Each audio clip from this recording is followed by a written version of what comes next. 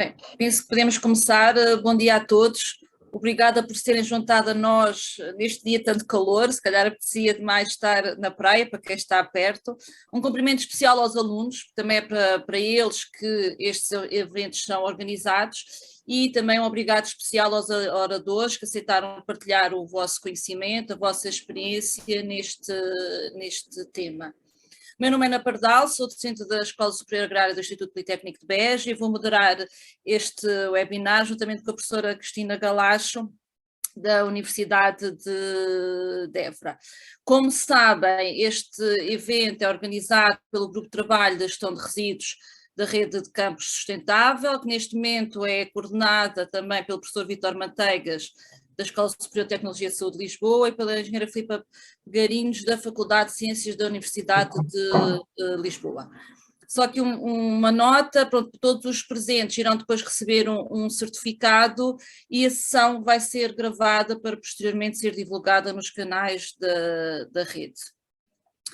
Como sabemos, o tema escolhido é então as práticas de compostagem no ensino superior, um tema que consideramos que continua a ser importante, a ser pertinente, tendo em conta, nomeadamente, as metas de desvio de resíduos para aterro, a transição necessária para a recolha seletiva destes biorresíduos, por isso ainda desafios que se impõem à sociedade, mas que as instituições do ensino superior também devem, com certeza, participar nestes desafios. Por isso, consideramos que a compostagem continua a ser, ou será sempre, uma contribuição importante para a valorização destes resíduos.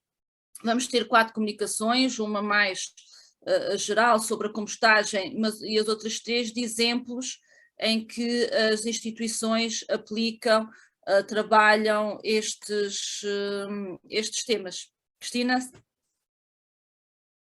Olá, muito bom dia a todos. De uma das cidades mais quentes do país, cabe-me a mim apresentar as 2 primeiras oradoras que irão então falar sobre os princípios da compostagem. São elas a Daniela Santos. A Daniela é docente na Escola Superior Agrária do Instituto Politécnico de Coimbra desde 1998 na área científica do ambiente, sendo uma das docentes responsáveis pela formação em conservação e fertilidade dos solos. Concluiu a licenciatura e mestrado no Instituto Superior de Agronomia em 94 e o doutoramento realizado no Departamento de Agricultura dos Estados Unidos e no ISA em 2006.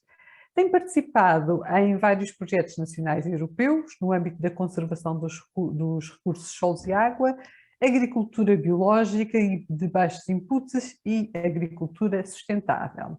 A Filipa Miguéis também é docente da Escola Superior Agrária do Instituto Politécnico de Coimbra desde 1998 na área científica do ambiente. É licenciada em Engenharia Agrícola e mestre em Conservação do Solo e da Água pela Universidade de Évora. Portanto, a Filomena sabe bem o calor que se passa nesta terra nesta altura do ano. Os seus principais interesses são a conservação do solo, a agricultura biológica e os fertilizantes orgânicos. Filomena e Daniela, o ecrã agora é vosso, podem começar e muito obrigada.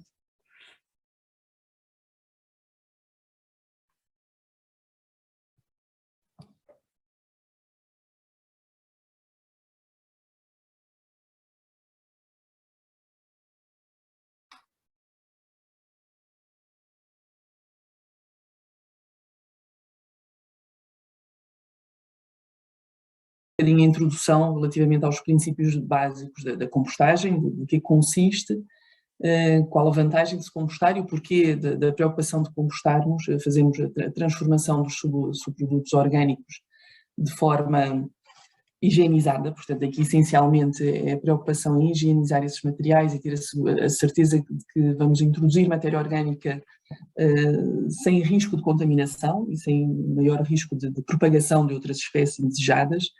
E, portanto, começa logo por aí a preocupação da compostagem, mas há várias outras vantagens e várias outras razões técnicas que levam à vantagem e ao processo da compostagem. Vamos falar essencialmente da compostagem termofílica, aeróbia, e, portanto, muitos conceitos que são, para quem tem simpatia por estes temas, são conceitos conhecidos, mas simplesmente sistematizar um bocadinho e dar aqui um bocadinho o nosso contributo relativamente ao conhecimento acumulado que vamos tendo, porque também são matérias que fazem parte do programa dos nossos cursos e nas disciplinas de solos e fertilidade, e naturalmente são a informação e conhecimento que transmitimos aos nossos alunos.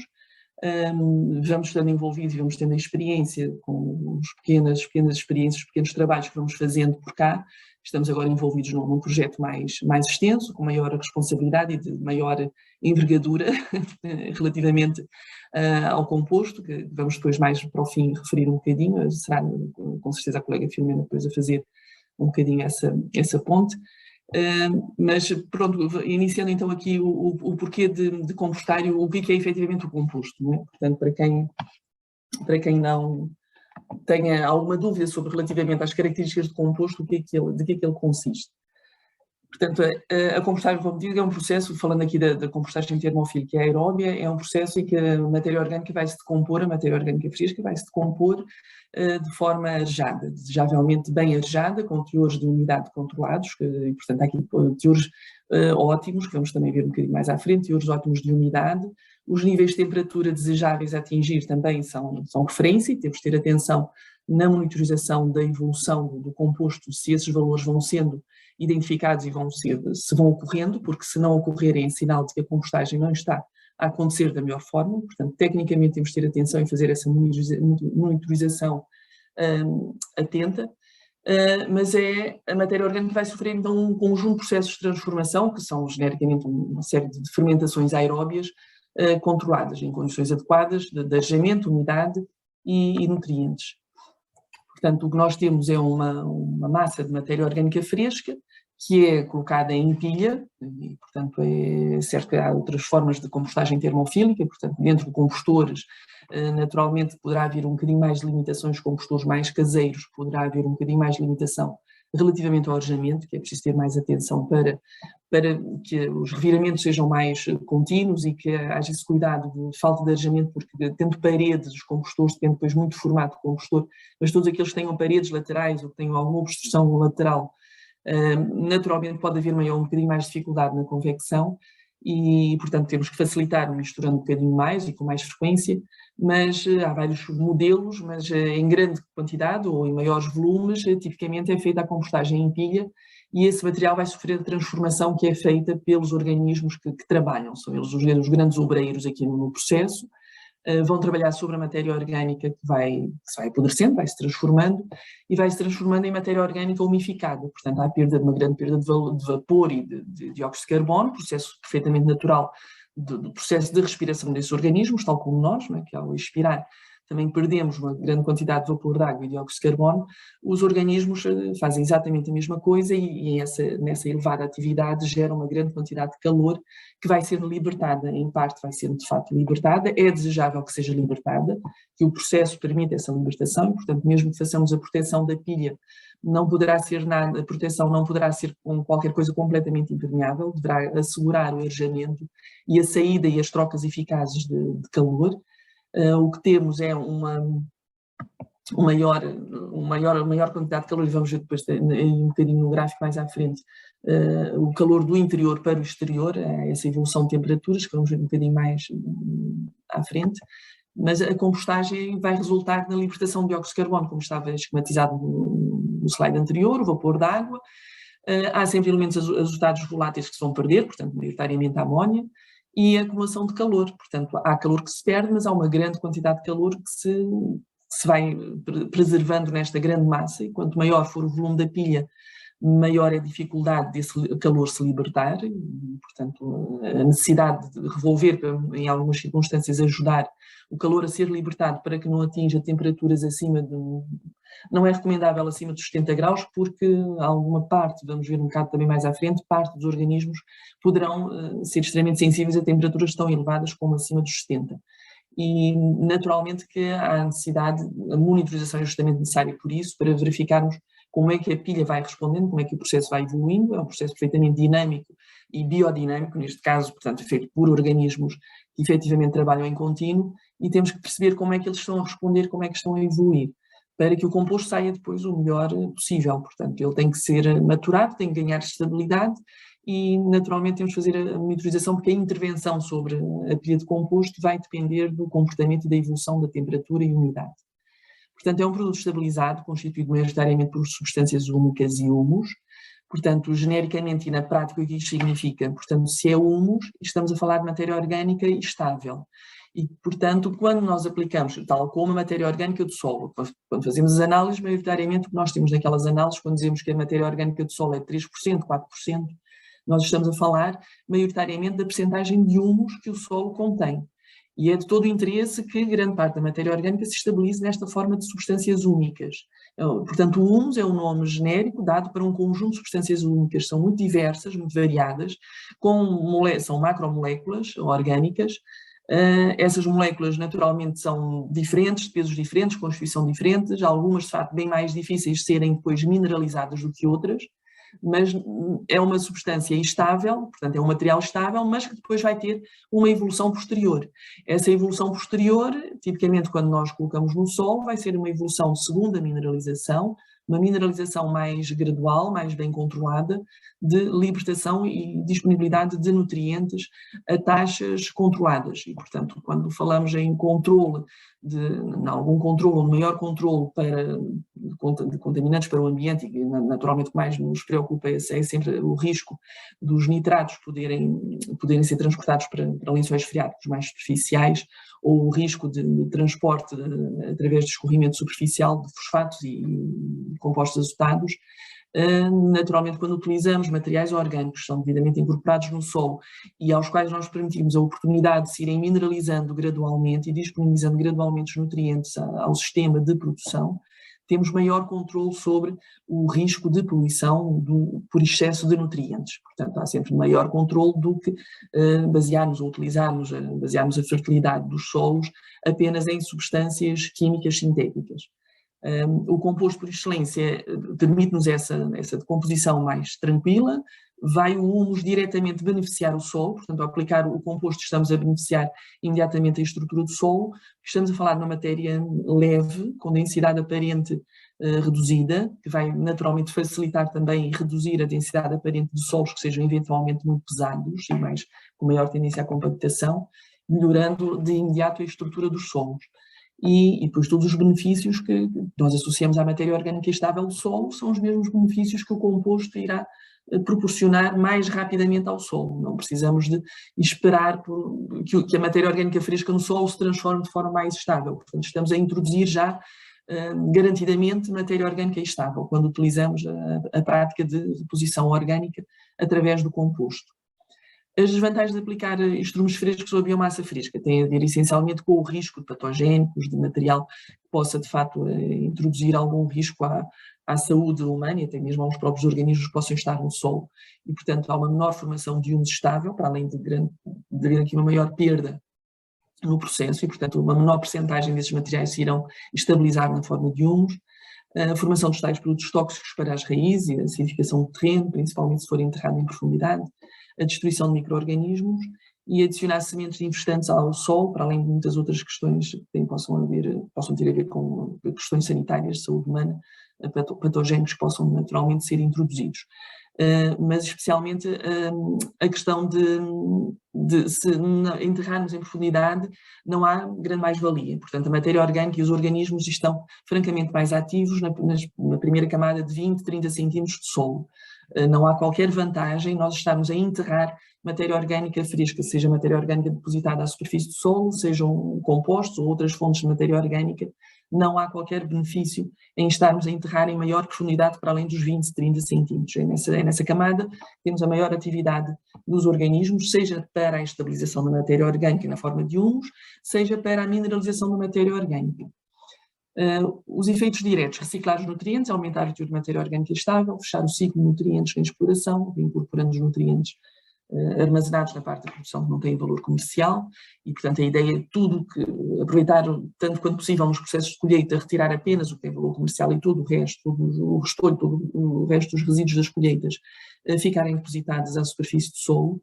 E aqui há a diferença: à superfície do solo, fazer logo a incorporação desses resíduos frescos há de facto diferença na estabilização da matéria orgânica. O processo de estabilização da matéria orgânica vai-se demonstrando ser mais eficaz se nós deixarmos os resíduos sobre o solo. O fazer esmiuçar os resíduos e incorporá-los logo na primeira camada de 10, 15 centímetros irá facilitar o processo de mineralização.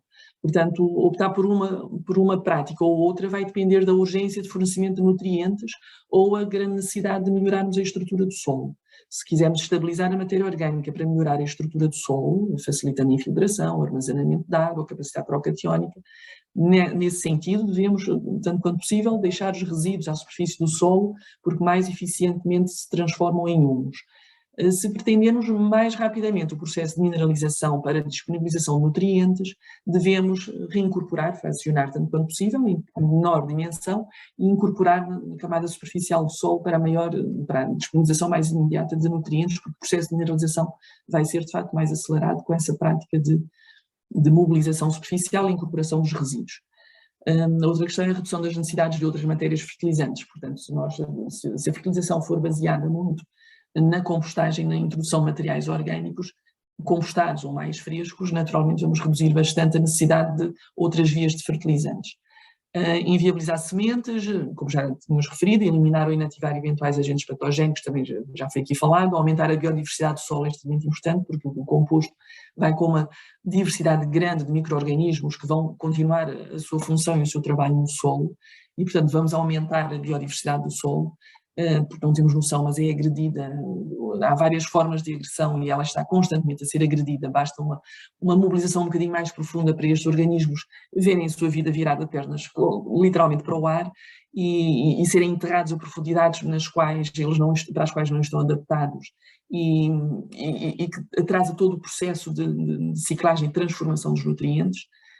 O efeito supressivo em algumas doenças das plantas é outra vantagem que se tem demonstrado com a prática de compostagem e de enriquecimento do solo com materiais orgânicos diversos.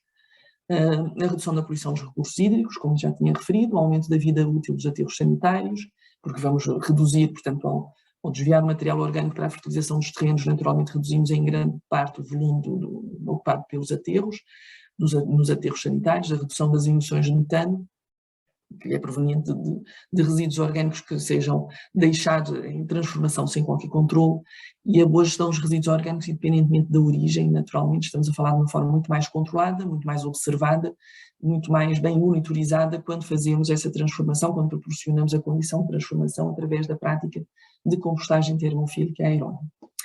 A produção de composto propriamente, se calhar, não sei, mas talvez tu, a Filomena tem dedicado muito do seu tempo e, portanto, esta componente mais mão na massa acaba por ser, na verdade, muito mais Filomena do que Daniela e se não fôssemos aqui as duas partilharmos este trabalho, esta responsabilidade, a coisa não avançava. Portanto, ela vai falar aqui um bocadinho e dar depois mais chega relativamente ao projeto que temos cá instalado. Muito obrigada, então até já.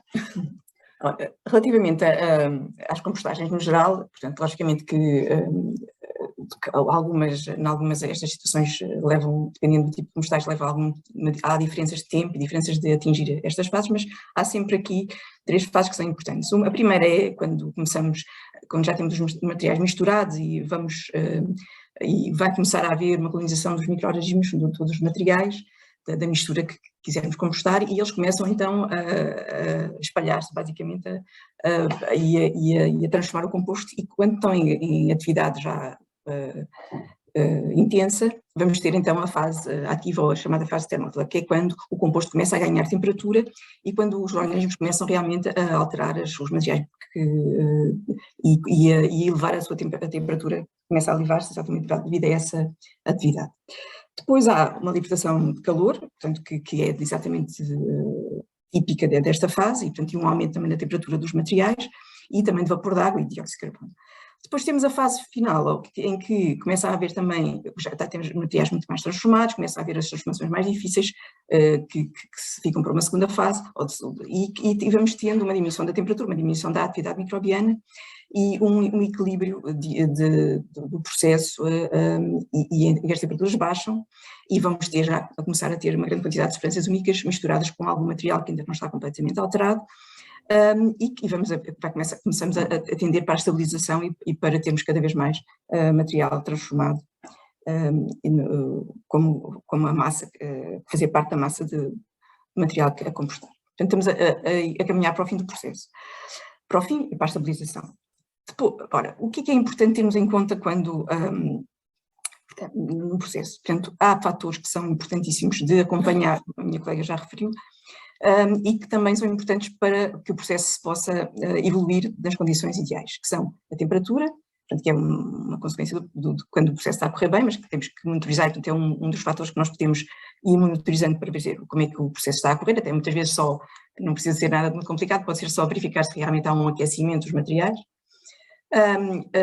Depois, o arejamento dos materiais, isso é muito importante para manter a atividade dos organismos e porque é um processo aeróbio, portanto temos que, e também para não haver depois processos de alteração que não são aqueles que nós queremos, portanto os processos aeróbios.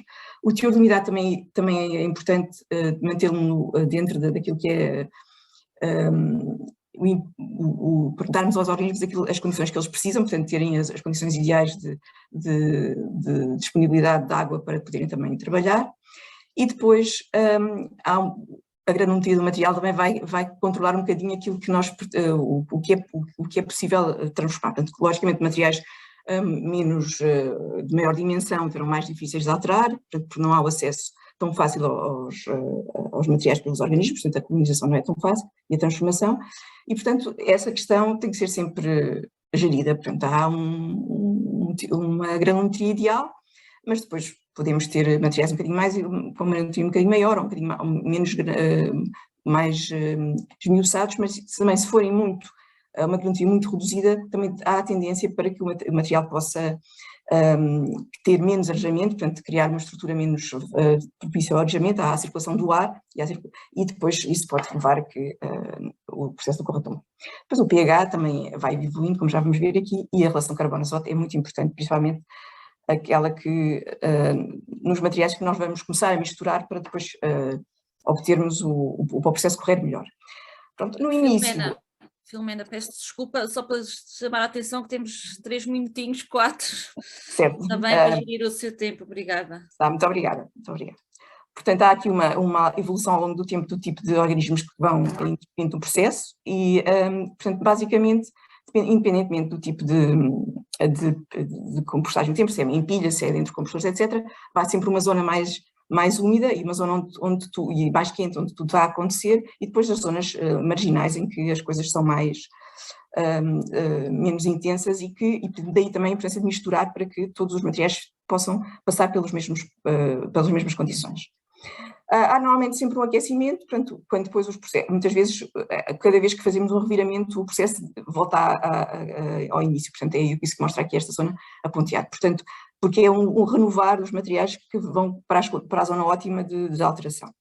O que é importante ter em conta? Portanto, a matéria orgânica inicial, que deve ter uma relação carbono-azoto indicada, portanto, deve haver uma combinação, que já vamos falar um bocadinho mais à frente, que seja ideal para que os processos aconteçam, a umidade, o oxigênio do arejamento, depois vão condicionar a temperatura e o tempo de duração do processo. Portanto, essa relação carbono-azoto equilibrada é suposto ser, portanto, ou seja, dividirmos a quantidade de carbono que compõe os materiais pela quantidade de azoto entre 25 e 30, ou seja, basicamente termos materiais mais ricos em azoto e a relação entre os dois ter sempre esta situação, portanto, de modo a que haja energia suficiente para os organismos degradarem os materiais. E também, quando a quantidade de carbono é muito, muito elevada, o que é que vai acontecer é que a degradação acontece, como acontece naturalmente, mesmo se não for na compostagem, mas vai ser muito mais lenta. E, portanto, esta questão do tipo da característica da mistura inicial é muito importante para podermos obter um composto em tempo mais curto ou em tempo útil, se quisermos dizer assim, e também com melhores características. Depois, a questão da dimensão dos materiais também, portanto, conseguirmos essas dimensões entre os 2 e os 5 centímetros, portanto, normalmente ideal para não ser muito pequenas e evitar o arejamento, ou para não ser muito elevada e de ser difícil de transformar. Portanto, podemos também incluir materiais que sejam, que já tenham uma relação carbono-azoto muito próxima daquela que é ideal, que normalmente ajudam muito a que depois o resto da mistura tenha as características ideais para a alteração. Portanto, quando a relação carbonosa é muito baixa, leva muito tempo a alterar. Quando a relação carbonosa alta acaba por ser, aliás, altera-se muito rapidamente, desculpem. Quando a relação carbonosa é muito elevada, vai levar muito tempo a alterar e, portanto, não é isso que queremos. Ora, para traduzir isto em situações mais simples, o que é que são os materiais mais ricos em azoto? Portanto, as relações mais ricas em azoto são todos aqueles que têm ainda conteúdos solares muito frescos, portanto, os estrumes, as relvas frescas, as folhas verdes, as borras de café, os filtros de café, os resíduos industriais alimentares, portanto, restos, ou então os restos de frutas e alimentos. Pronto, podemos aqui ir às lamas de hectare, portanto, materiais que vão ser a fonte de azoto para os micro-organismos. Materiais mais ricos em carbono são materiais mais secos, com conteúdos solares que muitas vezes já não existem, como as palhas, os fenos, as folhas secas, as aparas de madeira, os ramos e os troncos mais lignificados, as serraduras, as cascas de ovos, os frutos secos, portanto, todos esses materiais que têm estas características e que vão também complementar depois a mistura. De uma maneira prática, devemos ter sempre alguma unidade que seja significativa, portanto, se nós pegarmos numa quantidade de composto e apertarmos na mão, deve haver ali uma capacidade de libertar 2 ou 3 gotas de água. Outra coisa que é importante são as dimensões do conjunto de materiais a compostar. Portanto, quando são pilhas, devem ter aqui esta relação entre 1,5 metro e 2 metros de base e 1,5 metro de altura, ou então múltiplos desta relação. Quando são materiais que são acumulados de outras maneiras, portanto, devem basicamente ser uma quantidade que seja possível de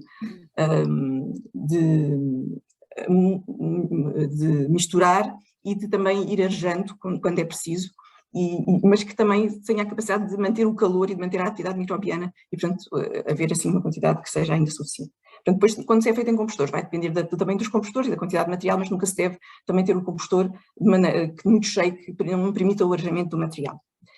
As temperaturas normalmente podem atingir 65 a 70 graus, não devem manter-se muito tempo portanto, durante um período curto ou durante um período que corresponde à maior atividade. Quando as temperaturas são muito altas, o que é que temos de fazer? Regar, revolver, portanto, ou seja, tentar diminuir a temperatura desse modo e fazer com que o calor depois não ultrapasse estes valores e também que se controle todas aquelas questões que são importantes, como as sementes, os gestantes, os micro-organismos patogénicos, que são sensíveis à temperatura e que o prolongar destas temperaturas mais elevadas vai permitir que sejam destruídos, portanto, e que não perdurem no material, mas também temperaturas muito elevadas depois também vão levar a perdas gasosas que são de evitar.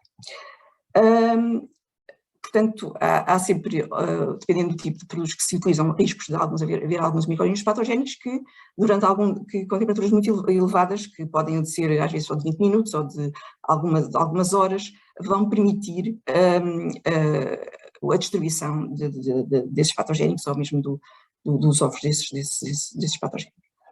A pilha, quando são feitas compostagens em pilha, deve-se também proteger da chuva, tentar que, quando na altura mais fria, evitar que o calor se dissipe, haver perdas de umidade nas alturas mais quentes, e também pode-se cobrir a pilha com materiais orgânicos, como palhas, com terra mesmo, ou com materiais lenhosos de outra natureza, e também se podem utilizar telas, que normalmente é importante que sejam telas que permitam a respiração, portanto, e não façam com que haja condensação dentro, portanto, com plásticos, etc. Por curtos períodos poderá ser, mas por períodos mais prolongados deve-se evitar esse tipo de materiais. Ora, quando o processo já chega a uma fase de equilíbrio, temos então um material que normalmente chamamos maturado ou maduro, que normalmente tem uma coloração mais escura, tem uma consistência muito mais homogénea, normalmente uma granometria mais fina, e normalmente tem um odor muito mais agradável do que os materiais no início, durante o processo, que normalmente é aquele odor a humus, que normalmente consideramos típico, às vezes de sol molhado mesmo. Há muitos tipos de possibilidade de levar estes processos avante, portanto, ou seja, com pilhas de grandes dimensões, processos já mais estruturados, pilhas estáticas, ou seja, pilhas que têm arejamento forçado, pilhas que estão constantemente a ser misturadas em instalações próprias. Depois também temos os compostores, que também podem ter vários tipos de aspecto, compostores mais sofisticados, compostores mais simples. Existem também alguns que facilitam depois a gestão do processo, portanto, assim, este tem várias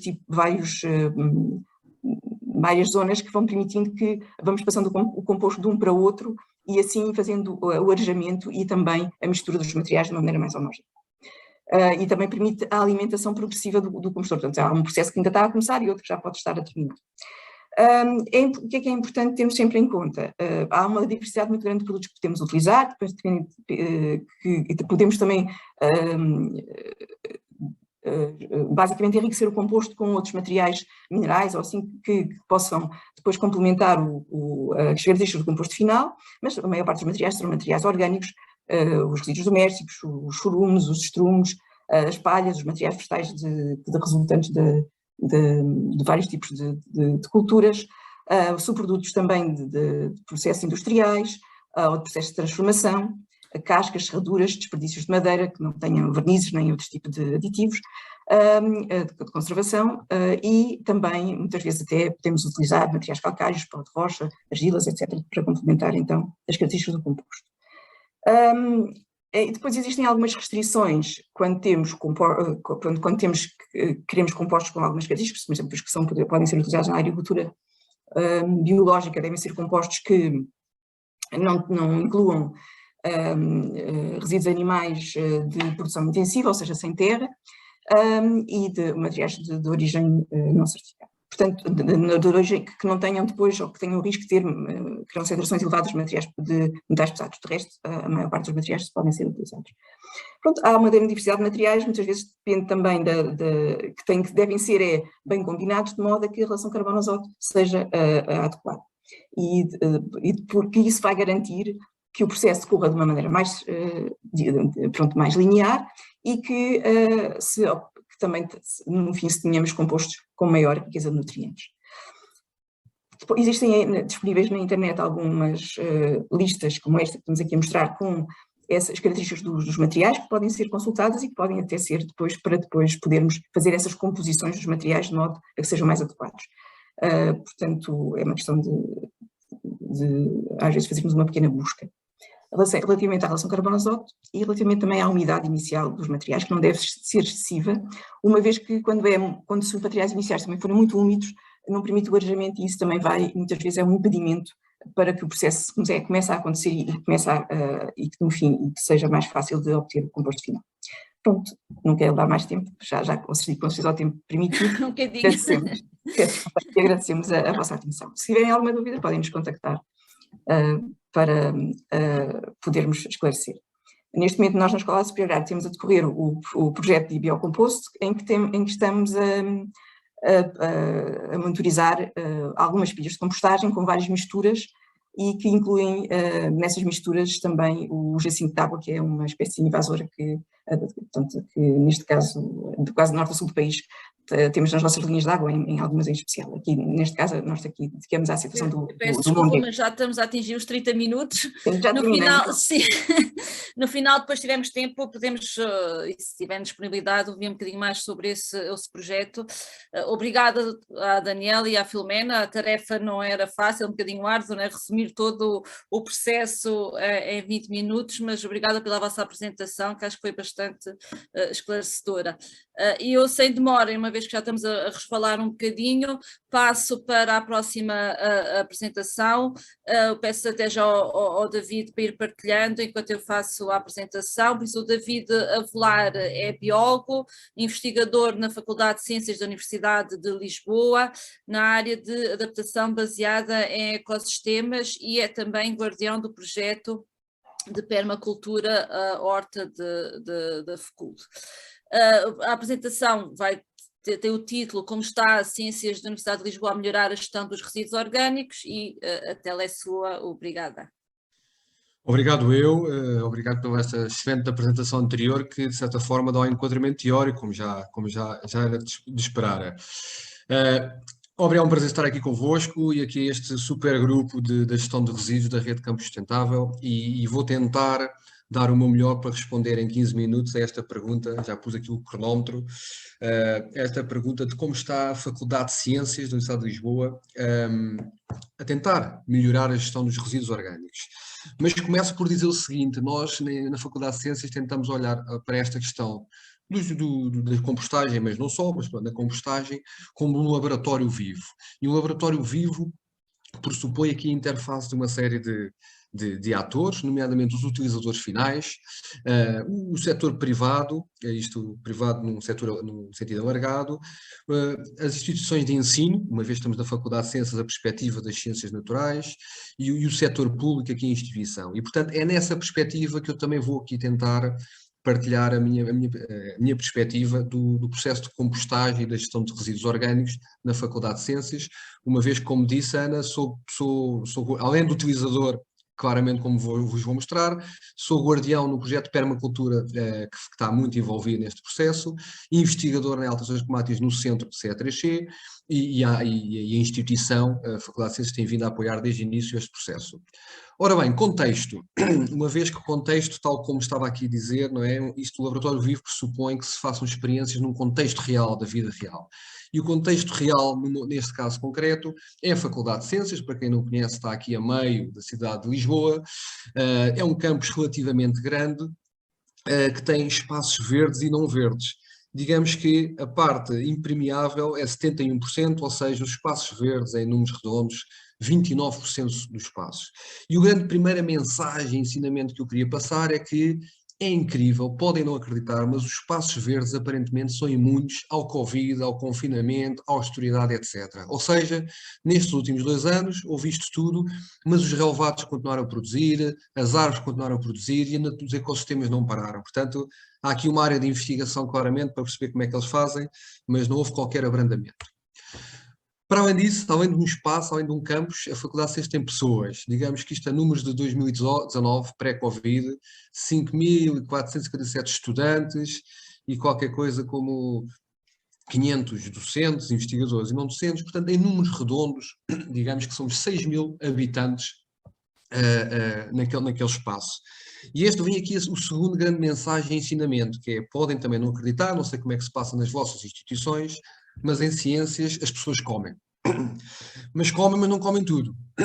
E não comem sobretudo cascas e essas coisas, e portanto há resíduos alimentares que importam aqui a este contexto. Ainda o último slide de contexto, os resíduos, um esforço que eu queria aqui mostrar, um esforço que tem vindo a ser feito aqui pela Faculdade de Ciências, que é tentar monitorizar, mapear o que é a produção de resíduos. E, portanto, digamos que há uma produção muito grande, em números redondos, 250 toneladas de indiferenciados por ano, 130 toneladas recicláveis, e ao longo dos anos o que é que vemos? Vemos este gráfico.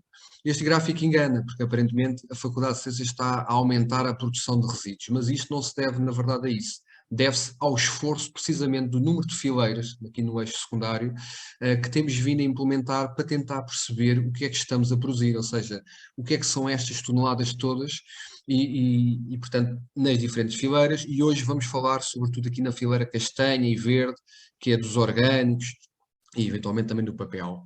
E aqui a mensagem, fora da brincadeira, é outra, que é, não é possível gerir o que não conhecemos. Portanto, há aqui um esforço de base de tentarmos perceber todos os anos, com algum esforço e investimento, aumentarmos o número de fileiros para tentarmos perceber o que é que estamos a perceber e aí pensarmos em processos de reciclagem, de upscaling, economia circular, etc., no caso dos orgânicos de compostagem. Ora bem, na compostagem, então, perante este conhecimento, dividimos em 2 tipologias de resíduos, não é? Os resíduos que chamamos de jardins, dos relevados, das florestas que se apresentei, e os resíduos que chamamos alimentares. Das tais cantinas, neste caso há 6 bares e cantinas, e estamos a trabalhar com os resíduos de algum deles. E é aqui que eu vos vou apresentar o que estamos a fazer. Jardins, comecemos por este. O que é que fizemos? Bom, não fizemos quase nada. Criámos apenas o elemento que faltava. Os resíduos já estavam a ser produzidos e, portanto, criámos uma zona de recepção de resíduos. Isto é muito importante numa instituição porque digamos que muda de equipa de jardinagem quase todos os anos e, portanto, é preciso ter uma recepção. Construímos um compostor à imagem do que a Filomena nos mostrou num deles e temos um processo que enquanto falo vou aqui partilhar o vídeo, porque às vezes imagens valem mais do que palavras. Portanto, temos um processo que passa por, foi um vídeo que fizemos ao início, foi muito giro para preparar este webinar, que fui recordá-lo e está atual. Resíduos grossos, castanhos e verdes, pelas razões que a Filomena acabou de falar, portanto tendemos a separar que os jardineiros separem nestas tipologias, em particular pela razão de carbono azoto, como foi falado, os grossos pela questão da granulometria que a Filomena nos falou, e portanto temos aqui um biotriturador com o Sr. Paulino a triturar e a produzir esta estilha, que é muito útil, nomeadamente para o empalhamento, o mulch, mas também para a compostagem. Depois começamos então a fazer a pilha de compostagem, eu estou a passar à frente, este vídeo está online, e usamos o sistema de lasanha, que também foi este que de certa forma a Filomena abordou, camada de carbono, camada de azoto, carbono, azoto, vamos pondo. Reparem, aqui era o resto de uma experiência, que eram sacos de papel, com barbas de milha, etc. Portanto, o que houver, nós vamos tentando pondo, sempre tendo este princípio do equilíbrio carbono-azoto, e neste caso estamos a misturar precisamente para aumentar as interfaces entre os resíduos mais verdes e mais castanhos. Estamos na segunda pilha, e reparem aqui a branco, sabem o que é isto? É o micélio, que a Filomena falou antes.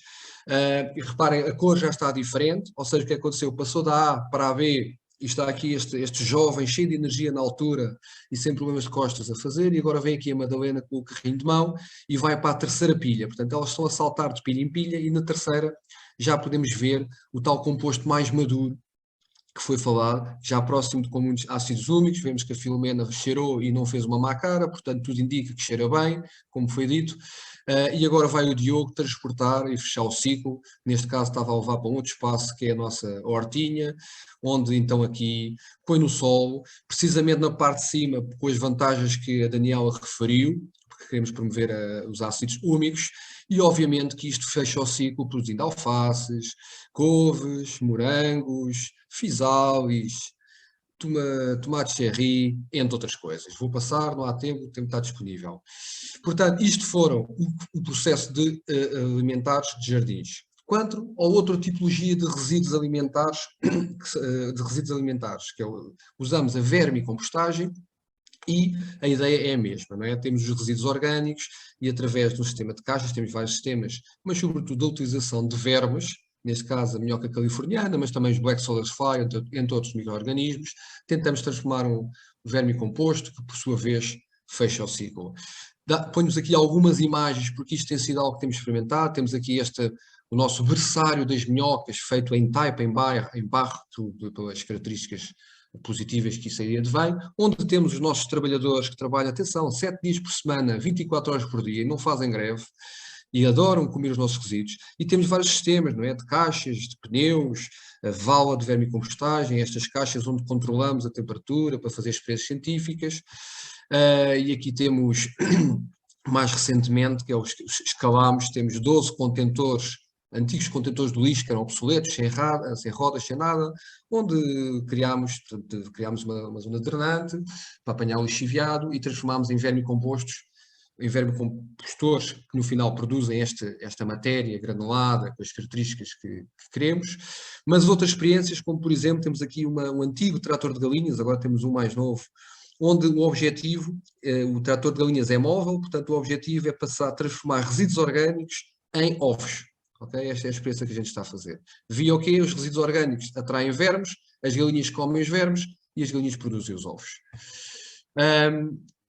Para finalizar, resultados concretos e o que é que estamos a falar a nível de contributos para o campus sustentável. Uma vez estamos aqui na rede Campus Sustentável. Bom, assim, alguns números, não são muito grandes, mas são alguma coisa. Portanto, por cada ano, né, por cada ciclo solar, produzimos cerca de 11 toneladas de composto fino, ou seja, valorizamos 28 toneladas de resíduos orgânicos. Resíduos esses iam para aterro, como a Daniela referiu. Neste momento deixaram de fazer isso e passámos a valorizar. O mesmo fazemos de vermicompostagem. No caso do composto fino, portanto, os resíduos de jardins, todos os resíduos de jardins há 4 anos para cá são ali digeridos. Nos casos da vermicompostagem ainda só trabalhamos com 3 bares e estamos neste momento no processo de escalagem para todos os bares. Portanto, neste momento valorizamos 1,3 metros cúbicos de resíduos alimentares. Os nossos cálculos indicam-nos que estamos cerca de 12 toneladas de carbono nos solos dos espaços verdes com este processo, não só com este processo, mas também com este processo. Isto importa porque eu venho da área das alterações climáticas e porque há uma urgência chamada alterações climáticas e Acordo de Paris. E pus aqui este dado da chuva, porque armazenamos e reutilizamos 42 metros cúbicos de água de chuva só ali na zona do Permalava. E isto é muito interessante porque a água está toda ligada aqui à compostagem, não só porque precisamos de água para irrigar, como foi apresentado pelo Filomeno, as nossas pilhas de compostagem, mas também porque quando pomos o composto no solo, aumentamos a esponja do solo e com isso diminuímos as necessidades de rega do campus. E pus também este fator aqui, esta indicação que realizamos cerca de 45 dias de trabalho voluntário antes do Covid, o que dá mais ou menos estas horas. E porquê é que eu ponho isto? Porque o processo de compostagem, se calhar a mais-valia não é tanto a produção de composto e esses indicadores, é como é que neste processo conseguimos integrar, nomeadamente voluntários esses que muitas vezes não têm qualquer noção da agricultura e portanto, colocá-los aqui a criar pilhas de compostagem e a revirar é relativamente fácil, é extremamente fácil, diria eu, é gratificante porque eles contactam, muitas vezes vêm fazer algum esforço e portanto é aqui... digamos que o compostor entra como um elemento crucial para envolver pessoas e voluntários neste caso. Fazem muitas vezes a pergunta: o que é que nós fazemos a todo este composto que produzimos? Ora bem, é claramente um não problema, antes pelo contrário. Vou-vos dar aqui algumas notas. Portanto, temos um viveiro, não houve tempo para vos mostrar, mas temos um viveiro e o composto é muito interessante para fazermos sementeira, mas sobretudo destacaria. Trabalhamos, quer dizer, incorporamos no solo diretamente, não só com escolas nas redondezas, neste caso o Jardim e Feixa, com que colaboramos, mas nos nossos espaços que temos pelo campus, nomeadamente para nutrir plantas, não é? Obviamente, pomos no solo para nutrir plantas, entre outras coisas plantamos microflorestas biodiversas, isto é uma F-floresta lá da Faculdade de Ciências, que utilizamos em parte do composto produzido no campus, e aqui também utilizamos na dádiva, ou seja, temos uma experiência social já há 10 anos na faculdade, que é uma banca muito simples, onde pomos também composto e os excedentes do projeto, onde as pessoas levam o que querem e dão o que querem, tem um pequeno cofre, e pus aqui uma foto da preparação do recente encontro extraordinário da Rede Campo Sustentável, onde a oferta aos participantes do encontro foi precisamente um pequeno saco de composto bastante rico e sobretudo vivo. Para além disso, temos resultados de publicações e que destaquei, escolhi aqui apenas 5 para vos mostrar. Uma tese muito interessante, onde usámos, e tem a ver com o vosso projeto do composto 2.0, mas neste caso utilizámos a Cássia longifolia, para quem não sabe é uma invasora terrível, e tentámos responder à questão de conseguirmos usar os resíduos, triturámos as acácias basicamente, todas elas, e conseguimos usar esses resíduos, esse problema que é as invasoras, como uma oportunidade de produção de composto, enriquecer solos, mas sobretudo testámos se as sementes ao fim do processo eram viáveis e o resultado foi que não. No processo de compostagem, tal como foi dito também antes pelo Filomena, no processo de compostagem verificámos que as sementes das acácias eram decompostas, o que isso era um problema caso não acontecesse, ou seja, quando estamos a espalhar composto não queremos espalhar infestantes, mas portanto aqui este serviço no processo de compostagem também para além dos patogénicos que foram referidos, também as sementes invasoras. Esta foi da Mariana, esta outra foi da Marissa, que fez uma tese sobre From Degradation to Creation, Close the Urban Organic Cycle, sobretudo com o ciclo, fez a tese à volta do círculo da vermicompostagem, não é? Onde utilizou estas caixas para monitorizar uma série de parâmetros e fez todo o processo, também depois no final utilizou para fazer sementeiros de diferentes plantas e analisou, está muito interessante. Uma outra, neste caso da Adine, uma colega Erasmus mais alemã, que fez Time is Money and Compost Brown Gold. O título também diz muita coisa. Ela testou, neste caso, diferentes métodos de compostagem, nomeadamente comparou com o método de Berkeley, que é aquela pilha de compostagem em 18 dias, e comparou os resultados finais do composto. Está muito interessante. Uma outra, muito recente, da minha colega Mariana, que defendeu agora a tese em 2021 sobre Does Community Scale Composting Produce a Viable Outcome? Ou seja, ela analisou sobretudo os resultados do composto final do que eu vos mostrei, Some Physical and Chemical Properties of a Green Waste Compound Produced in the Faculty of Science, onde tem todas as questões que possam ter sobre os resultados finais da qualidade do composto, a nível de granulometro físico, mas também químico. Está aqui, ela abordou e analisou na tese, e aqui um artigo científico que fecha o ciclo, onde tentámos usar esse composto em diferentes tratamentos. O artigo se chama Sustainable Urban Agriculture Using Compost and Open Pollinating Maize Variety, portanto foi com milho, duas variedades de milho, liderado aqui pelo meu colega Florian, onde um dos tratamentos foi usar precisamente este composto que vos mostrei, e tentámos perceber a qualidade, quer na quantidade, mas sobretudo na qualidade do grão de milho produzido. E por último, um dos resultados que para mim mais me inspira é que com esta ação conseguimos promover os ciclos. O projeto de permacultura é precisamente tentarmos planear habitats humanos que mimetizam as relações e os padrões encontrados na natureza. Sabemos que na natureza não há ciclos lineares, foi algo inventado pelo homem, tudo é circular e, portanto, o que estamos aqui a tentar é promover o ciclo. Não havendo tempo hoje, é interessante perceber como é que o ciclo orgânico que falamos interage com o ciclo gasoso, nomeadamente na sequestração de carbono atmosférico e o contributo para a mitigação das alterações climáticas. O ciclo hídrico, falei um bocadinho, mas quer dizer, havia muito mais para falar. O ciclo orgânico que falámos em si, está aqui composto. Isto é o Permalab, pronto, é aquela área que eu vos mostrei, mas um corte transversal, a incorporação do composto no solo e como é que ele interage com os outros ciclos, nomeadamente o dos nutrientes em particular, mas também o ciclo da vida. Nós temos um banco de sementes também na Faculdade de Ciências e tentamos fazer o ciclo total e, sobretudo, o ciclo de conhecimento ao mesmo das pessoas. Como é que este projeto de compostagem liga uma série de pessoas, muitas vezes através pelo interesse que nos traz aqui. 16 minutos é tudo, o meu último lado é de agradecimento. Espero ter respondido à pergunta como está a Ciências a melhorar a gestão dos resíduos orgânicos, desculpem, mas também a gerar conhecimento, partilhar recursos, envolver pessoas e fechar ciclos. Obrigado pela vossa atenção e interesse. Obrigada, David, pela tua excelente apresentação e por nos teres dado a conhecer este laboratório vivo da Faculdade de Ciências da Universidade de Lisboa.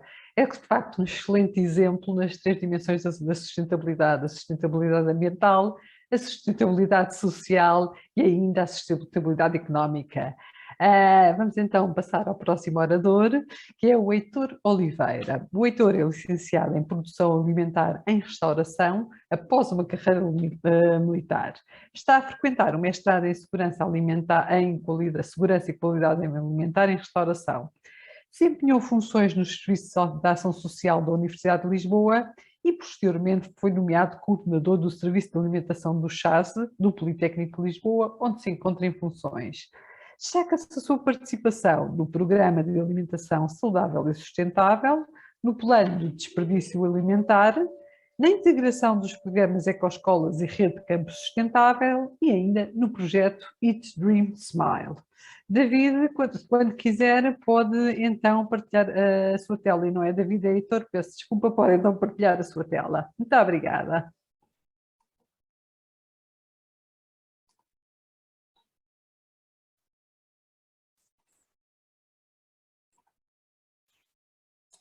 Eu tenho aqui uma mensagem a dizer que desativou o compartilhamento de tela.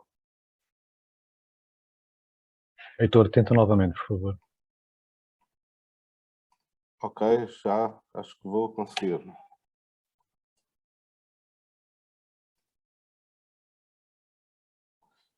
É verdade, aqui depois desta apresentação do David, tão rica, vimos aqui para uma apresentação dos Serviços de Ação Social do Politécnico de Lisboa, assim um bocadinho mais, um projeto ainda mais bebé, passa a expressão, em que o objetivo é fazermos compostagem dos nossos resíduos orgânicos provenientes dos bares e cantinas.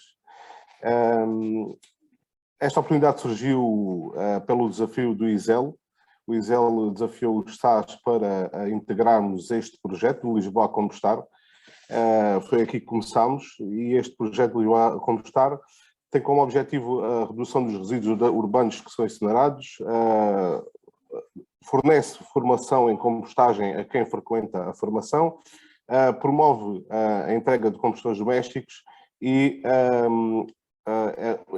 tende que este resultado deste processo seja utilizado em atividades de agricultura e de jardinagem. Foi assim que se deu início ao nosso SAS IPL a Compostar, que teve como os SAS assumiram esta responsabilidade como produtores de resíduos orgânicos, e este projeto teve como objetivo promover as práticas de compostagem, como já tinha referido, nas nossas cantinas e bares, disponibilizar formação sobre compostagem às brigadas de cozinha e aos colaboradores dos bares, e utilizar o que resulta deste processo para as atividades de jardinagem do IPL. Esta utilização depois do que resulta do processo de compostagem é articulada com a nossa área de logística, e os cadernos de encargos são feitos à medida que as empresas que façam os processos de jardinagem utilizem este resultado. Para isso, planeámos a nossa ação, em que tivemos 6 passos para a implementação. Começámos por fazer um diagnóstico das condições dos locais para que fosse possível implementar os compostores. Frequentámos então a formação de Lisboa a Compostar, e numa primeira fase de implementação implementámos um compostor no ISEL, para ver qual era a aceitação dos colaboradores, como é que isto iria resultar. Foi aqui na fase de avaliação, em que verificámos a viabilidade deste processo de compostagem, mas ao início ficámos um bocadinho descrentes, porque era mais uma tarefa que estávamos a dar às nossas brigadas de cozinha. E surpreendentemente, quando íamos aos locais, verificávamos que o compostor diesel continuava a encher. E demos até em conta que as pessoas traziam de casa os seus resíduos e metiam-nos no compostor. Isso deixou-nos muito motivados. Passámos logo para a segunda fase de implementação, em que alargámos esta medida às cantinas e bares onde era possível instalar os compostores. Vamos ter uma fase depois de monitorização deste processo de compostagem e como referi anteriormente, utilizaremos nos processos de jardinagem do IPL, dos espaços verdes.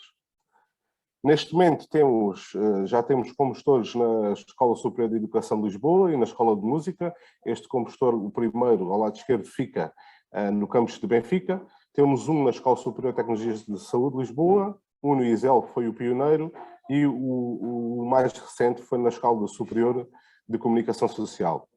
Ainda está em fase de implementação na cantina da Escola Superior de Contabilidade e Administração de Lisboa, tendo em conta as especificidades do edifício, não nos permite ter as condições ótimas para a implementação desta prática, mas com a possível vinda do ISCAL para o campus de Benfica, esta situação ficará mitigada. A Escola Superior de Teatro e Cinema, apesar de não pertencer à autarquia da Amadora e não ter este programa da Câmara de Lisboa, com o Ecoescolas estamos a verificar qual será o local mais indicado para meter o nosso compostor e a fazer uma aquisição de um compostor para este fim.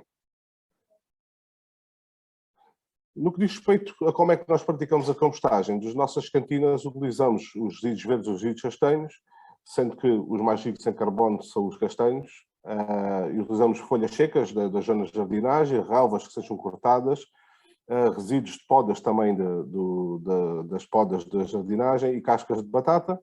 No que diz respeito aos verdes e ricos em azoto, que são os que temos a maior quantidade, são as folhas, os restos vegetais e frutas, borras de café, as cascas de ovos e as chaquetas de chá. São estes os resíduos que utilizamos para o processo de compostagem. Inequivocamente, este projeto de compostagem está diretamente ou indiretamente associado a outros projetos que temos, como o Programa de Alimentação Saudável e Sustentável do Politécnico de Lisboa, que tem também aqui uma responsabilidade no controle do desperdício alimentar, monitorização e controle do desperdício alimentar e, inequivocamente, também depois na parte da gestão de resíduos. Também candidatámos ao selo de sustentabilidade de produção sustentável e consumo responsável da Comissão de Combate ao Desperdício Alimentar, que também nos refere o controle do desperdício alimentar e também a gestão depois desses resíduos, e sendo que o SAS e Pela Como Está, este projeto está também associado a estes 2 projetos. O que é que pretendemos fazer no futuro? Pretendemos monitorizar as quantidades de matéria orgânica produzida. Ainda estamos numa fase muito inicial, em que ainda não temos resultado para poder analisar.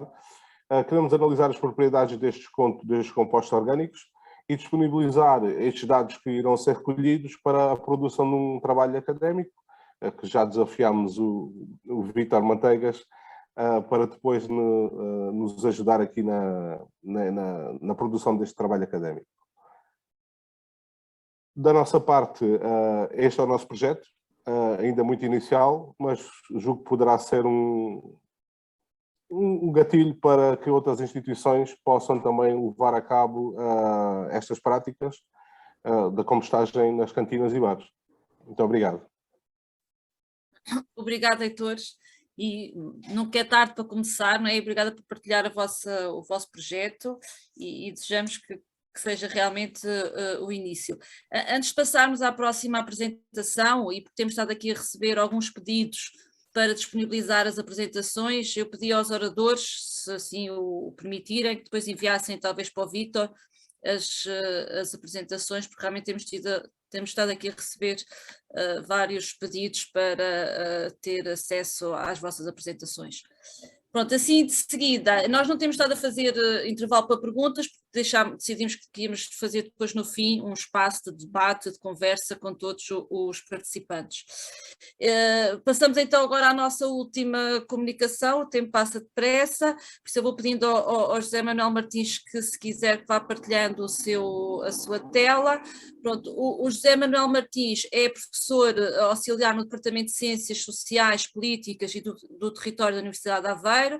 Precisamos dar ali um saltinho, uma zona mais fresquinha. É licenciado em Engenharia do Ambiente, tem uma pós-graduação em Dinâmica de Fluidos aplicada e do ambiente e um doutoramento em Ciências aplicadas ao ambiente.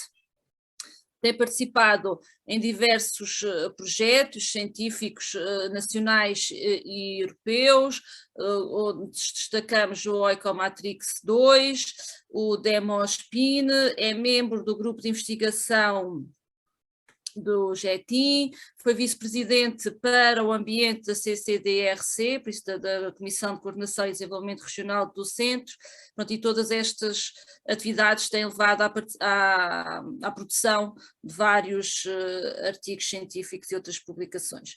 Pronto, mas penso que já está preparado, então passo-lhe a tela. Obrigada. Muito obrigado, bom dia a todos, cumprimento os meus colegas de painel e o público. Eu venho fazer uma apresentação de um projeto que é relativamente verde, face às experiências que foram aqui partilhadas. A natureza é um pouco diferente, estamos aqui virados um pouco mais para a comunidade e a pressão deste projeto ciclocomposta apareceu exatamente um bocadinho em resposta àquela diretiva europeia que vai obrigar a partir de 2024 os municípios a separar os resíduos orgânicos. Nos parece que será uma responsabilidade de peso. Face a esta ideia, eu gostava de começar a minha apresentação por falar o contexto em que aparece o ciclocompost, que é uma iniciativa já com alguns anos na Universidade, que é a Horta da Universidade de Aveiro. Portanto, inspirado também noutras ideias pelo país. A certa altura, as questões ligadas à agricultura, emissões de CO2, problemas da água, ciclo fósforo, se calhar os incêndios também fazem parte desta conversa, mas depois também questões sociais. Eu sou engenheiro de ambiente, mas neste momento estou no Departamento de Ciências Sociais, política ligada ao território também. Portanto, esta questão do acesso aos alimentos, à organização do território, educação ambiental, todas estas questões levaram-nos a criar uma horta que chamamos Hortua, da Universidade de Aveiro. Isto já foi em 2008, portanto temos algum tempo. Fizemos uma série de camas de cultivos, espirais aromáticas, ou alguns compostores também já dessa altura, que nos deram alguma experiência nestes domínios. E fizemos um curso, portanto fizemos um curso com alguma participação, parcerias. Está aqui uma imagenzinha do que foi na altura a espiral de aromáticas, os canteiros e a construção, alguma atividade social, participação de estudantes, de professores, investigadores, etc., da universidade na altura, e isto acabou. Depois, em 2019, houve uma pausa de alguns anos nesta atividade, e agora foi para um lugar um pouco mais marginal, e em 2019 desmatámos aqui uma zona de canavial e silvas, que não é obrigatoriamente um espaço mau, mas enfim, foi convertido para um espaço com maior diversidade.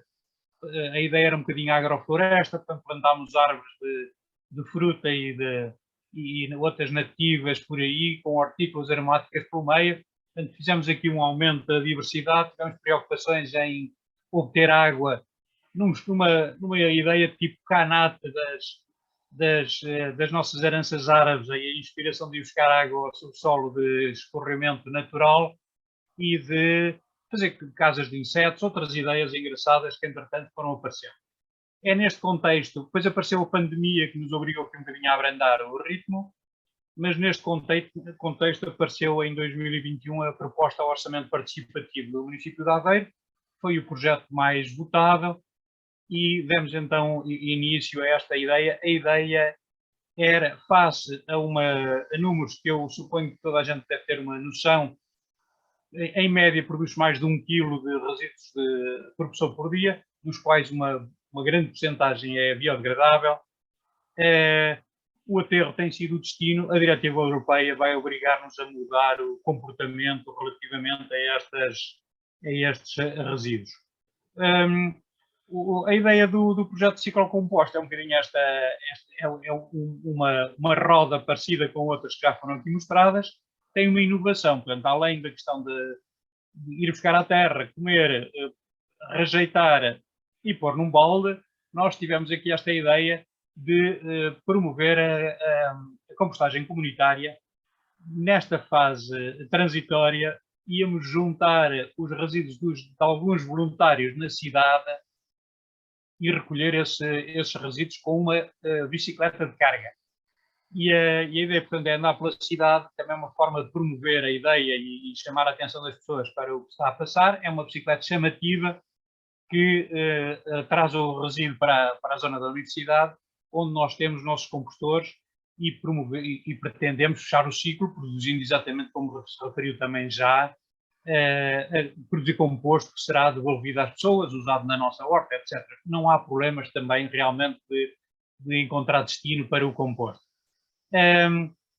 Portanto, nós temos aqui, a ideia era um período relativamente curto, 4, 6 meses, ter aqui cerca de 50 famílias. Algumas dessas famílias são famílias de alguns estudantes, portanto são famílias com algumas características próprias, mas a ideia é que as pessoas 2 vezes por semana ponham um baldinho à porta e esse baldinho é recolhido num circuito da bicicleta de carga. Eu tenho aqui um videozinho. Eu não tenho as competências técnicas ideais para... Tirou a partilha, José. Eu vou então... a minha competência aqui, peço desculpa, não está perfeito.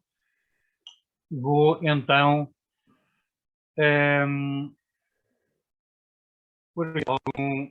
Agora sim, estamos a ver. Muito bem.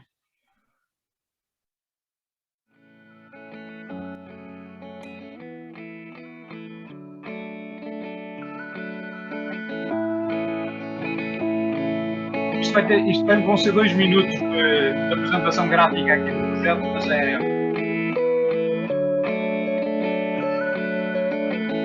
vamos falando aqui de alguns parceiros nesta iniciativa, que são outros projetos que têm a ver com estas ideias, que está a bicicleta de carga, e há uma casa da bicicleta, há Aveiro, que recebeu a bicicleta de carga gratuitamente. Nós temos aqui algumas parcerias. Uma imagem bonita aqui da cidade para ver. Vamos então ao caminho da universidade.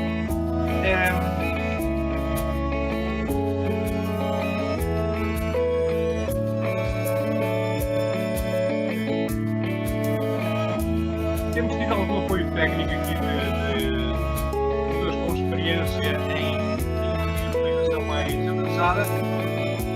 Temos aqui umas amostrazinhas do nosso concurso um bocadinho mais grosseiro que aquele que transmite a ideia do ciclo.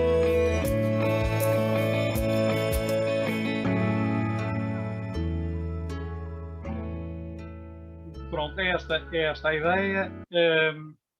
Eu vou interromper e voltar à ideia anterior.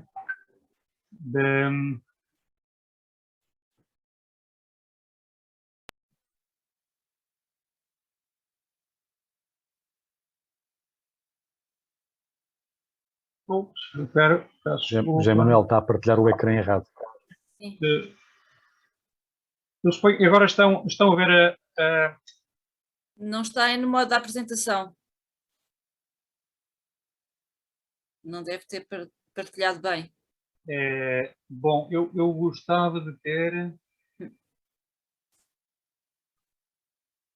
Interrompa a partilha e tente novamente, por favor. Sim. Peço desculpa.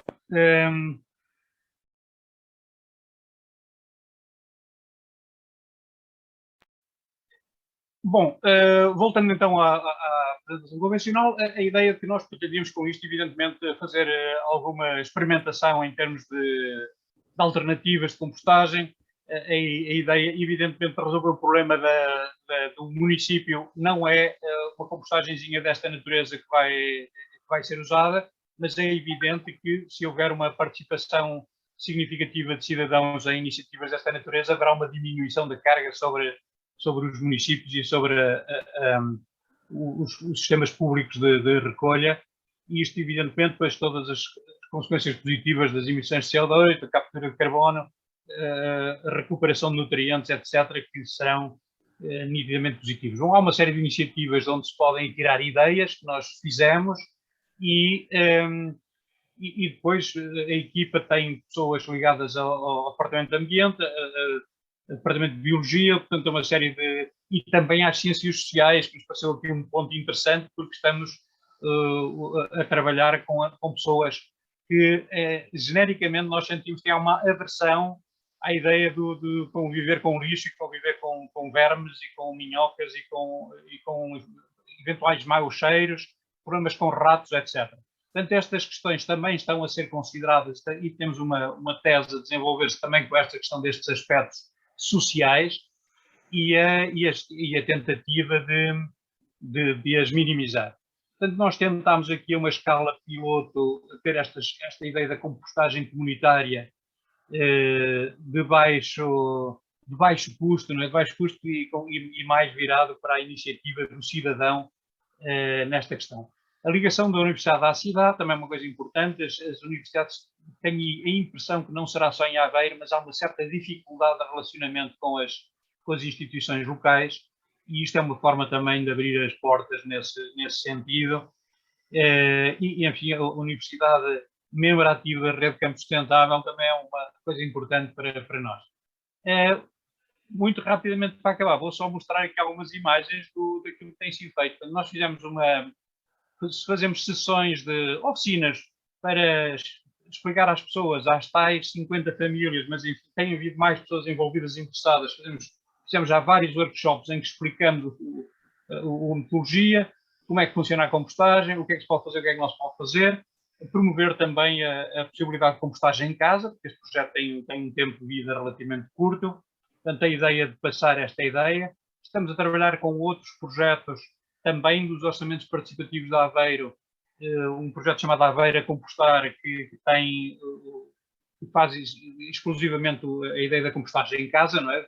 Muito mais pequena escala. Aproveitamos as oficinas para ensinar a construir a partir de materiais disponíveis facilmente, os paletes, essencialmente, a construir compostores. Construímos compostores de vários tipos, com 3 módulos, um módulo, com 2 módulos, para fazer o tipo de transformação que ouvimos falar anteriormente, e portanto também não vou debruçar muito sobre os aspectos técnicos. Isto tem a possibilidade de tirar e retirar as tampas para facilitar o trabalho, etc. Não sei se reparam, mas no fundo está aqui uma malha de aço de 10 milímetros de malha. Aqui também se vê nesta imagem à esquerda a ideia da malha de aço, a preocupação das pessoas na cidade, mas também das entidades na universidade que fizeram alguma resistência, portanto, em termos institucionais. Nós na Universidade de Aveiro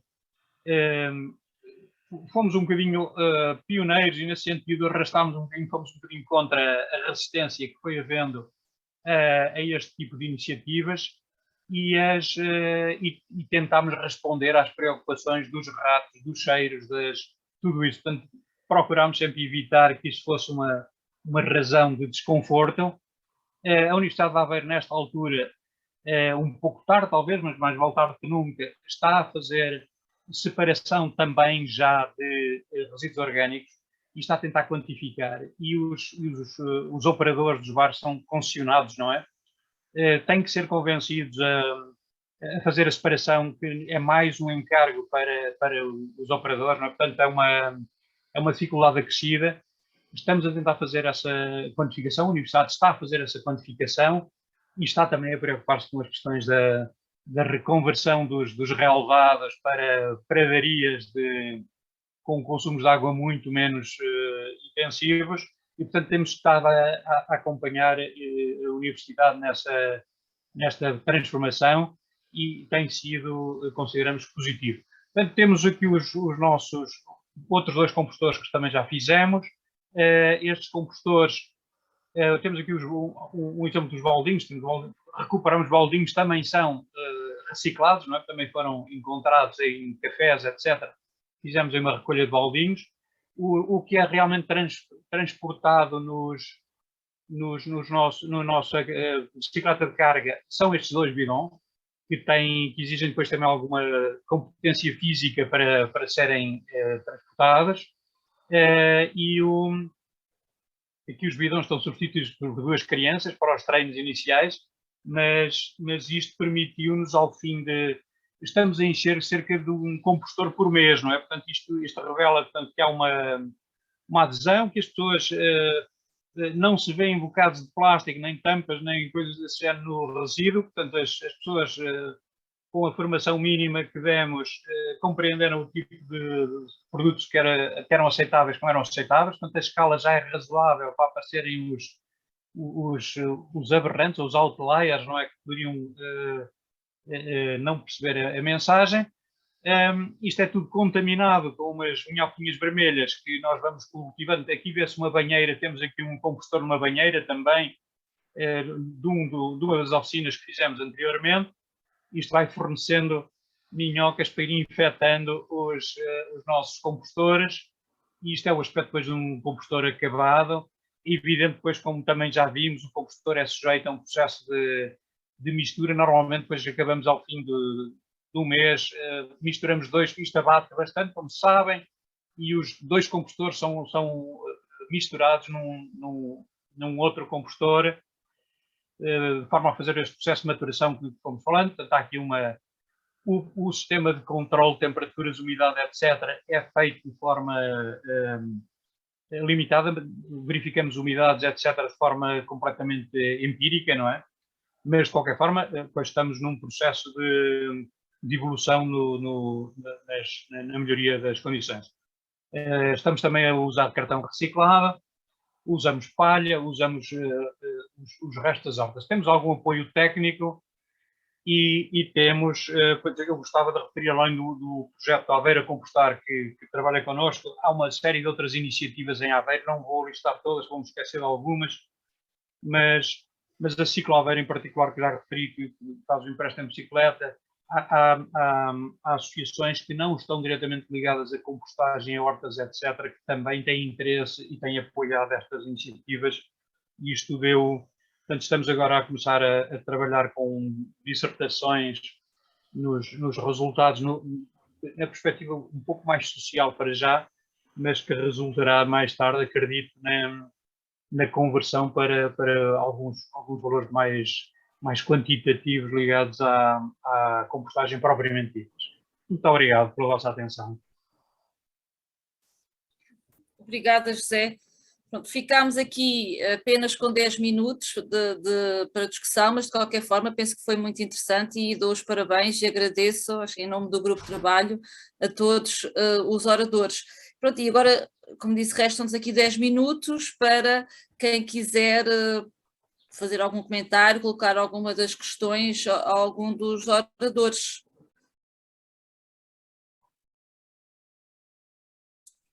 Ana, temos uma mão no ar, que é o Ricardo Coelho. Obrigada, que o meu monitor é pequenino, não a vejo. Então, Ricardo, por favor. Olá, boa tarde. Muito obrigado pelas apresentações. Gostei muito de assistir a esta sessão. Eu tenho algumas perguntas, espero que não seja demais. David, eu gostava de perguntar como é que a questão da água é contabilizada e quais é que são os efeitos que são considerados para a poupança de água e se as emissões de dióxido de carbono equivalente foram contabilizadas. Também queria perguntar aos dois, ao José e ao David, se têm problemas de qualidade do substrato que é colocado nos compostores e como é que combatem isso ou se de facto não é um problema. Obrigado. Não sei, estou aqui, tenho a autorização das facilitadoras, muito bem. Ricardo, obrigado pelas perguntas. O Ricardo, para quem não sabe, às vezes vai lá ajudar a virar a pilha de composto, mas já não aparece para aí há 3 anos, portanto ainda bem que aparece aqui. Ora bem, água, como é que foi contabilizado? Imagino que esteja a referir àquele número que eu indiquei dos 40 e tal metros cúbicos por ano. É através da área. Bem, temos 2 formas de fazê-lo, fizemos as 2 formas, sabemos as áreas de telhado. Basicamente, as 4 estufas que lá estão no Permalab têm uma área, para uma dada precipitação fazemos as contas, para além disso complementamos porque sabemos mais ou menos, aqui de forma mais empírica, porque também usamos contentores da Câmara Municipal de Lisboa obsoletos para a recolha dessa água e sabemos mais ou menos quanto é que recolhemos por mês e portanto fazemos essas estimativas. Não foi um dado científico, no sentido não foi fruto de uma recolha sistemática. Desculpa, David. Por isso não está diretamente relacionado com o composto, é com o Permalab. Exatamente. Aqui é o valor da água, eu tentei referir, mas aqui nos 15 minutos foi a abrir. Eu só trouxe a água e a componente social porque foram 2 indicadores que eu sei que foram interessantes para complementar o composto. Ou seja, onde é que se relaciona? Tentamos quase sempre, nem sempre conseguimos, quando sentimos que há necessidade de regar as pilhas, pelas razões que a Filomena referiu, né? Quando está demasiado seco, quando apertamos e não sai uma gota, quer dizer que está demasiado seco. Então tentamos usar a água das chuvas por várias razões, não só pela poupança, mas também porque é livre de cloro esse que vai matar os micro-organismos das pilhas de compostagem, portanto usar a água das chuvas tem todas as vantagens. E foi só por isso que eu trouxe. Em relação aos valores que eu mostrei de CO2 capturado, não foi CO2 equivalente, ou seja, não temos em conta o metano, o óxido nitroso, etc. Foi só o carbono de forma estável, ou seja, temos uns cálculos médios de quanto é que daquele composto é incorporado nos espaços verdes da FECU, mais as plantações que temos vindo a fazer e há modelos, né, de crescimento das árvores e sabemos os valores médios, é daí que vai ter a 12 toneladas. Sobre resíduos, e para passar a palavra ao José, da nossa experiência, claro, não deu para ir a esse nível de detalhes, sim, há muitos resíduos, não sei se repararam no vídeo, há uma parte que se vê imensas beatas, plásticos, copos de cerveja, entre outras coisas que é proibido dizer aqui. O que é muito interessante é que nós ao início perdíamos muito tempo a fazer essa seleção, a priori, não é? Antes quando estávamos a montar a pilha de compostagem e percebemos claramente que não faz sentido, agora o que fazemos é muito mais eficiente, ou seja, deixamos os resíduos irem, a parte orgânica dos resíduos é digerida e depois na parte que estamos a crivar, não sei se repararam, nós temos pegámos em rodas de bicicletas e fizemos um peneireiro rotativo de uso individual, a pessoa mete, vai peneirando, o que não está de composto, ainda está grande, volta à pilha inicial e o que está do composto sai. Mas aquilo é tudo preto, muito homogéneo e a poluição vai aparecendo. Portanto, torna-se muito fácil aí fazer a filtragem na fase final. Os plásticos, tudo que não foi de composto, que é lixo, nós temos sempre um balde de lixo ao lado e vamos fazendo assim a triagem. Portanto, não tem sido um problema. Só referir que uma das aprendizagens que eu não referi é que na Faculdade de Ciências a malta está sempre a beber sumos de laranja e a beber café. Ou seja, 70% dos resíduos orgânicos alimentares é cascas de laranja e café. Ora bem, os citrinhos na internet, quando pomos citrinos e compostagem, é um não é? É daquelas coisas que se diz para não fazer, pelas razões que a Daniela referiu, que é do pH, não é? Sabemos que baixa o pH. A nossa experiência tem sido interessante, nós, como tínhamos esse resíduo orgânico, decidimos fazê-lo na mesma, fazemos um pré-tratamento de compostagem, com as bactérias e os fungos, e só quando ela baixa os 25, ela vai aos 60 e tal graus, quando baixa aos 25 graus, é mais ou menos passado um mês, é que inoculamos com as minhocas e outras coisas. Mas pronto, a nossa experiência dos resíduos é essa. José, não sei se a experiência é igual. Depois também tenho uma questão. Muito bem. Depois, em relação aos resíduos orgânicos que vêm nos baldinhos, não é? Das pessoas que receberam formação, etc., tem tudo corrido muito bem e não há... Temos a sensação que não há nenhum problema por aí. Realmente, quando vamos buscar restos, cortes de erva e coisas desse género, costumamos ter muita contribuição de plásticos, em particular de origem diversa, não é? Mas são caixinhas, saquinhos e copinhos, etc. Isso vem, ainda por cima, isso é sujeito a um processamento com motorroçadora que faz com que isso seja, às vezes, aparecem em bocadinhos pequeninos que nós não conseguimos separar e o que temos que fazer é deixar correr. Também o próprio cartão que usamos, como repararam nas imagens que passei, usamos cartão como castanhas e o cartão muitas vezes também tem um bocadinho de plástico errados que é muito difícil pedir a quem está a ajudar que limpe completamente. E, o que temos feito realmente é deixar as minhocas comer tudo à volta dos bocadinhos de plástico e isso é mais fácil de identificar e separar no composto final. Evidente que há aí os microplásticos, etc., com certeza passarão, não é? Mas é daqueles problemas da humanidade que não sei se vamos ser nós a resolver, não é? E como é evidente, parece-me que o saldo em termos de compostagem com ou sem microplásticos, parece que o saldo é claramente positivo, não é? Em termos de todas as outras consequências positivas que tem o processo de compostagem, de forma que diria que não podemos baixar os braços relativamente às campanhas contra o uso de plásticos. É outro dos orçamentos participativos aqui da Aveiro. O terceiro na área do ambiente é exatamente para a redução da quantidade de plástico usada. E também são pessoas com quem estamos a trabalhar de forma próxima e é evidente que o plástico é um problema na compostagem. Obrigada. David, não sei se também se queria fazer alguma pergunta, tem a mão levantada para terminarmos. Queria, se pudesse. Sim, só um segundo. Não vamos ter depois mais tempo a seguir ao David, mas se houver alguém que queira depois colocar alguma questão, pode-nos enviar por e-mail que nós faremos chegar aos oradores. David. Muito bem, obrigado. A minha pergunta é direcionada para o Heitor.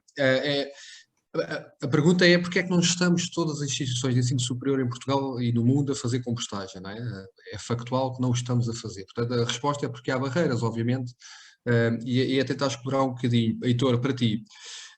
Ou seja, nós temos aqui dois exemplos, para além da introdução teórica, temos dois exemplos que eu chamava bottom-up, é? De dois projetos, na verdade, irmãos, a Hortua e a Hortofcool, digamos que foram quem iniciaram, foi aquele fator que desencadeou o processo de compostagem, e agora, pelo menos na Faculdade de Ciências, já é abraçado claramente e está integrado num laboratório vivo, com grande apoio da instituição, da Faculdade de Ciências.